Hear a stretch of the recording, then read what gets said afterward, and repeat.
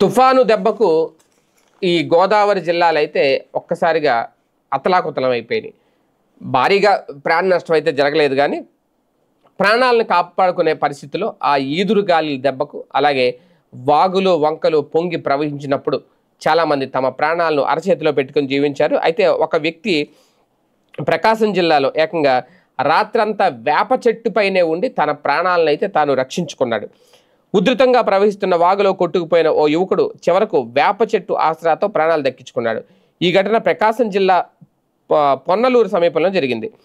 జరుగుమల్లి మండలం వచ్చవ గ్రామానికి చెందిన నూతలపాటి కోటయ్య వ్యక్తిగత పనుల మీద బైక్పై కందుకూరు వెళ్ళాడు.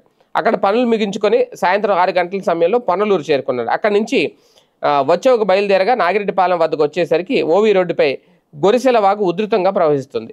అక్కడే ఉన్న పోలీసులు కోటయ్యను వెనక్కి పంపించారు. దీంతో మళ్ళీ పొన్నలూరు చేరుకున్న కోటయ్య కొద్దిసేపటి తర్వాత ఉప్పులదిన్నె మీదుగా పచ్చవకు బయలుదేరాడు.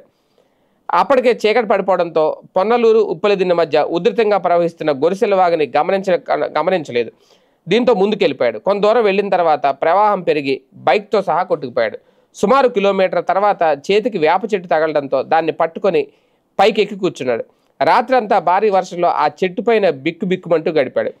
బుధవారం ఉదయం వాగు వద్దకు వచ్చి స్థానికులు ఆ కోటయ్యని గమనించారు. తనని కాపాడాలి అంటూ కేకలు వేశాడు. వారు వెంటనే పోలీసులకు సమాచారం ఇచ్చారు. ఎస్ఐ అనూక్ అలాగే సిబ్బంది ఘటనా స్థలాన్ని చేరుకుని స్థానికుల సాయంతో తాడు ద్వారా కోటయ్యను సురక్షితంగా బయటికి తీసుకొచ్చారు. అంటే ఇందులో అతను సేఫ్ అవ్వడం ఓకే, ప్రాణాలతో బయటపడ్డాడు, ఆ కుటుంబం కూడా ఓకే. కాకపోతే ఇక్కడ నిర్లక్ష్యం. ఆ రాత్రికి ఎక్కడైనా ఆగిపోతే ఏమైంది? ఇప్పుడు వెళ్ళిపోవాలా? అంత వాగు ఉధృతంగా ప్రవహిస్తున్నప్పుడు 2-3 రోజుల నుంచి నెత్తి నోరు కొట్టుకొని మీడియా మొత్తం చెప్తుంది. అధికారులు కూడా అలర్ట్ అయ్యారే.